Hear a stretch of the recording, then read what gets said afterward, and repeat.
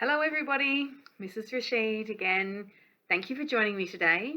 I have a feeling that you really like funny books. Am I right? I thought so. I've got a funny one for you today. Here it is. It's called The Runaway Dinner. And it's written by Alan Alberg and Bruce Ingman. You might know Alan Alberg. He's written so many books with his wife Janet.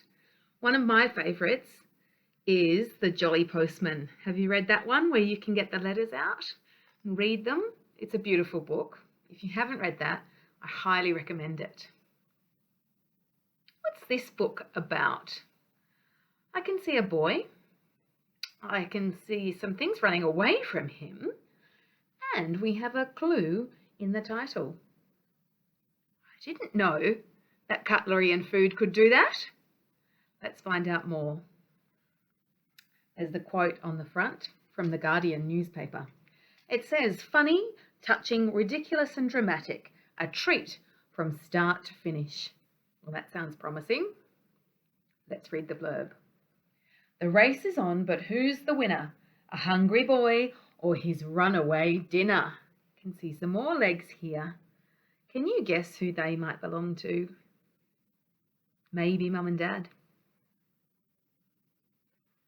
The New York Post says one deliriously delicious hit. This book's published by Walker Books.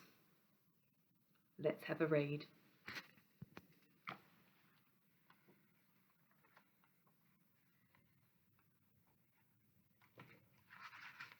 There once was a boy, Banjo his name was. Yes, Banjo Cameron. Here's Banjo. Banjo's cat. Well, he was a little boy, this boy. He lived in a house, slept in a bed, wore all the usual sorts of clothes, socks and scarves and such, loved his cat, named Mildred, and his mum and dad, named Mr. and Mrs., and every day, summer or winter, rain or shine, had a sausage for his dinner. Cooking in the kitchen, looking out of the window, and who's this spying in the pool? Mildred.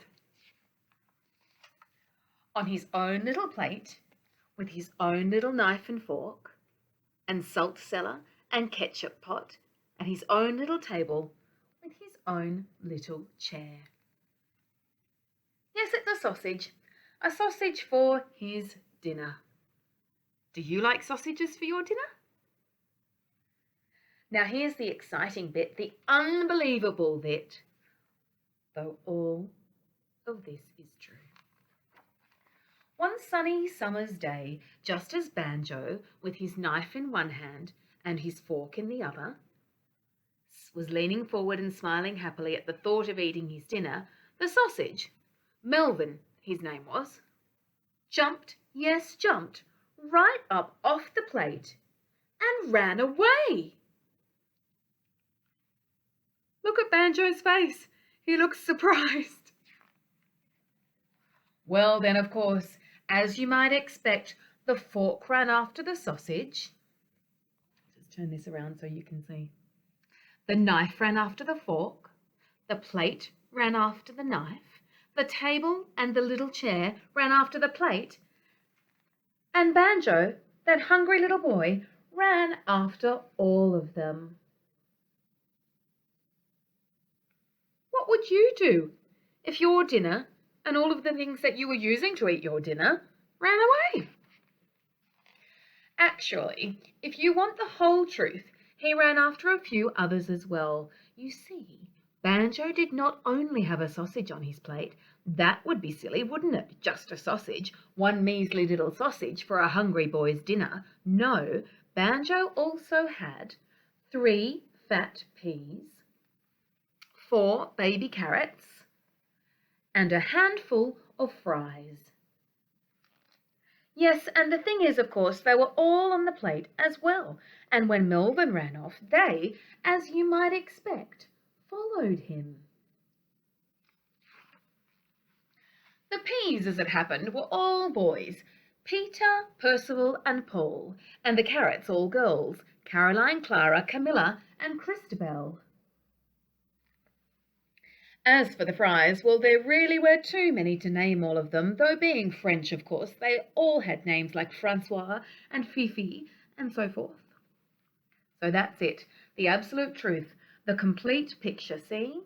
Here they are, the whole lot of them, not forgetting Mildred the cat, and Mr. and Mrs. and Bruce, the next-door neighbour's dog. Bruce, over here. Nearly did forget him, though he was chasing Mildred actually, all racing down the road. There they go. Well, the first thing that happened was the carrots, all four of them, escaped by hiding in a paper bag. Bruce chased Mildred up a tree, and a pigeon ate Percival. Oh no! Melvin, meanwhile, was running strongly on his two little legs. He came to a pedestrian crossing, waited for the green light, crossed the road, and ran into the park. The next thing that happened was Mr. and Mrs. bought 3 ice creams.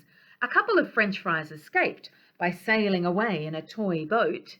Au revoir, bon voyage, hurrah! And a duck ate Paul. Oh no. Banjo, meanwhile, was running strongly on his 2 little legs, and the chair and the table were both running strongly on their 4 little legs. Actually, that's not entirely true. The little chair in particular was quite unfit, quite out of puff. He had to stop and have a rest for a while. Only then an old lady came along and sat on him. She was out of puff too. So then, of course, the little chair was stuck there for a time.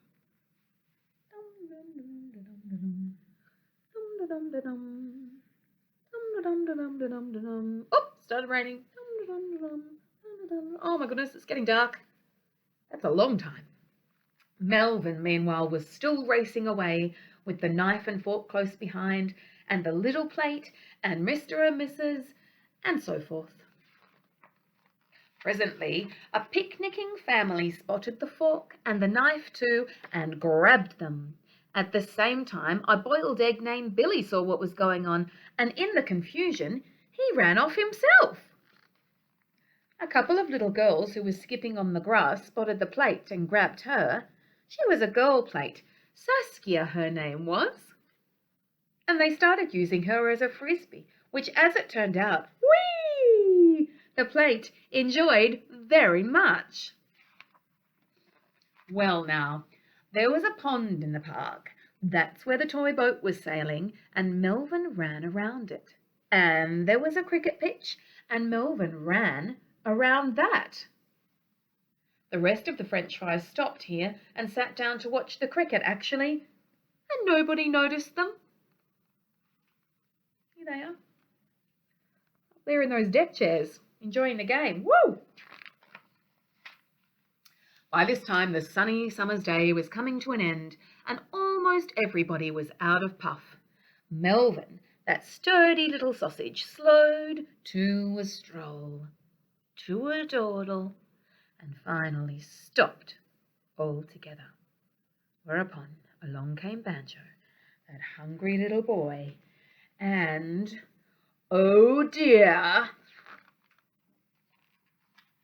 guess what's going to happen next? Ate him.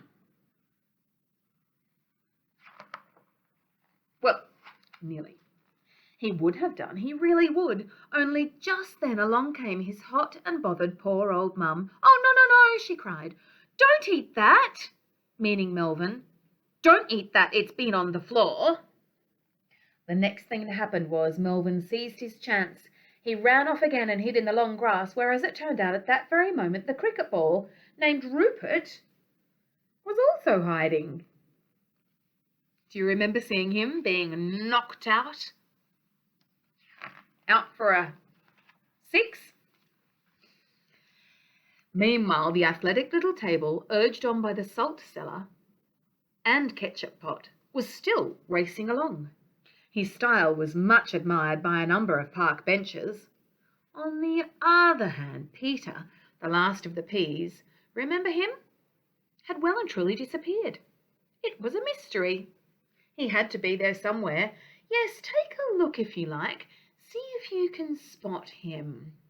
Okay, I'm going to show you this page really closely so you can see if you can spot him. You might even want to pause it. Here we go. Can you see Peter the Pea? Send me a message if you find him, because I can't see him. It was a sunny summer's evening. Home went Banjo, carried high on the shoulders of his poor old dad and his poor old mum. Bruce, the next-door neighbour's dog, went home too, and down the tree came Mildred.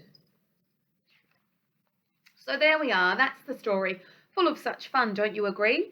And exciting stuff, yes. Of course, poor little Banjo is still hungry. Hungrier than ever, in fact.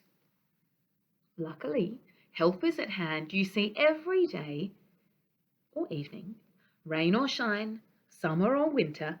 After his dinner, Banjo has a plum pie for his pudding.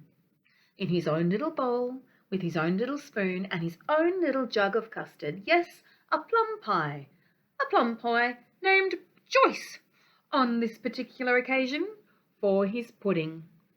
So, that's all right. Isn't it? What's happened?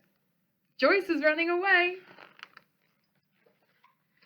The end. Look who lived happily ever after.